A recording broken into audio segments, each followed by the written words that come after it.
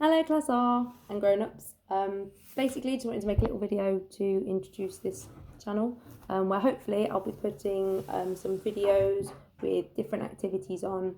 It might not necessarily be every day or always writing or maths. It'll be a bit varied and but hopefully it's just a little bit more interesting than just setting the occasional worksheet and bits like that. And just in case you forget what I look like or miss the sound of my voice. So basically I'm just going to go through the pack that I sent home so you know what you've got, and that will be it for today, I think.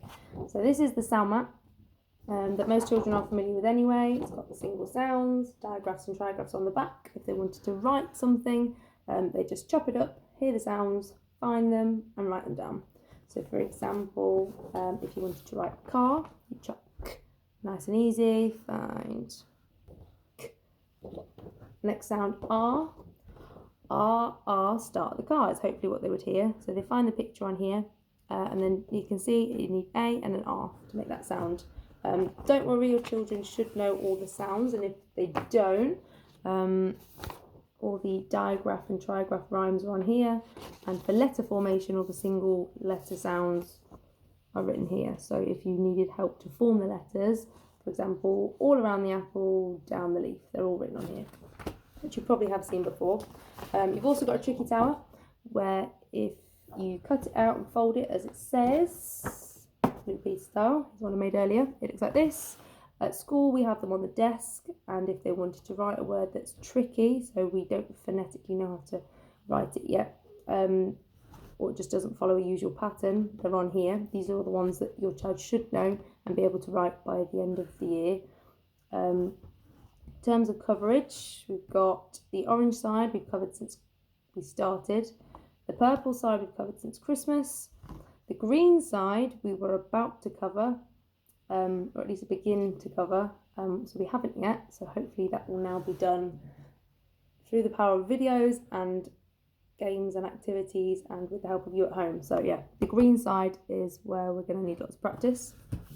The children at home will be familiar with my giant phonics cards that I use with Fred. So I didn't take down an entire rainforest. I've made some mini ones for you to have at home.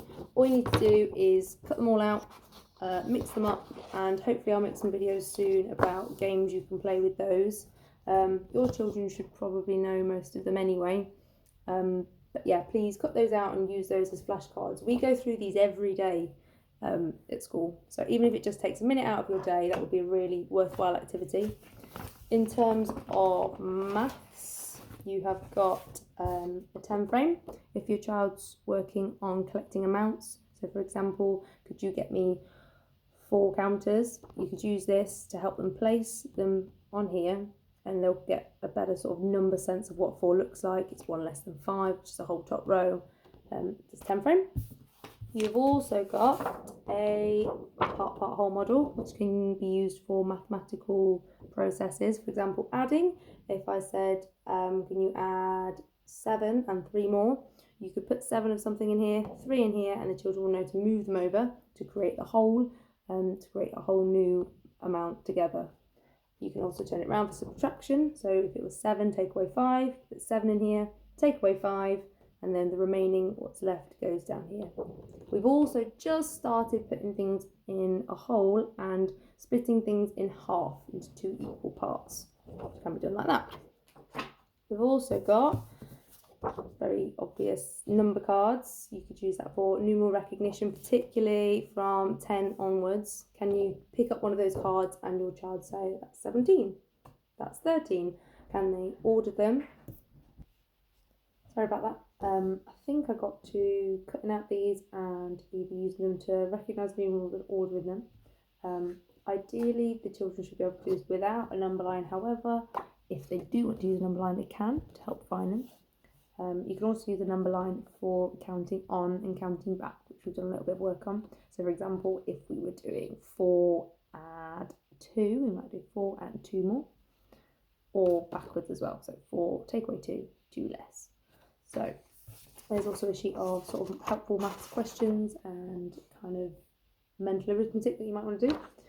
And the last one, we've got some flashcards of shapes. We've done a lot of work on 2D shapes, so your children should be able to tell me about how many sides there are, if they're curved or straight. But 3D shapes we've not done as much, so might need to do a little bit more work on 3D shapes. But yeah, this is the kind of level of production that you might be getting. But yeah, I'll see you in the next video. Bye!